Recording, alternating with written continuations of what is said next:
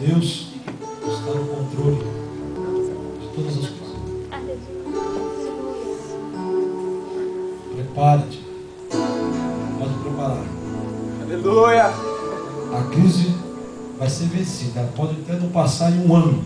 Pode não passar em um ano. Mas a vitória chegou.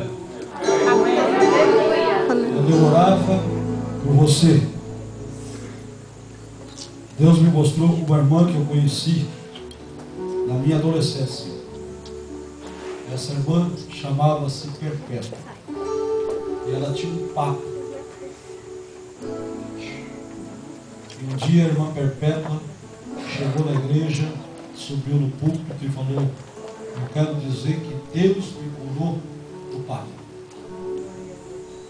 E o papo estava lá. E a igreja saía, ia para outra congregação, a irmã Perpétua mandava um papelzinho, queria dar um testemunho. Chegava lá em cima, a Perpétua falava: Deus me curou do papo. Isso levou cerca de um ano.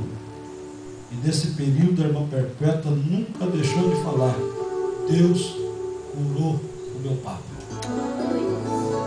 Perto de um ano, a irmã Perpétua entrou na igreja e o papo não estava lá.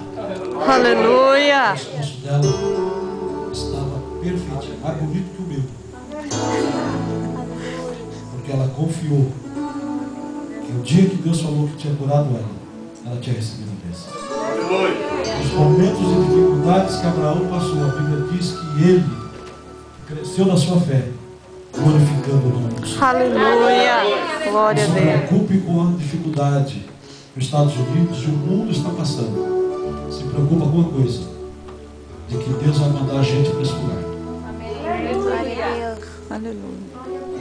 Deus começou a ministrar isso no meu coração logo no começo, quando o grupo de louvor começou a cantar, que Deus é Deus quem vai restituir. Aleluia. Glória a Deus. Aleluia, Jesus. E não se preocupe com aquilo que estão dizendo, porque quem capacita é Deus. Quem dá é Deus. Deus tem compromisso com a sua vida e Deus tem compromisso com o seu ministério. Não foi o homem que lhe deu o ministério, foi Ele. Creia nisso. Você vai abrir a sua boca e você vai aconselhar e você vai ajudar vidas por coisas que você não passou. Você nunca enfrentou essa situação, mas Deus vai lhe dar a palavra para você ajudar essa vida. Você vai ser o Timóteo daqui. Amém? Estou dizendo, não é por emoção, meu filho. Eu não preciso ter emoção.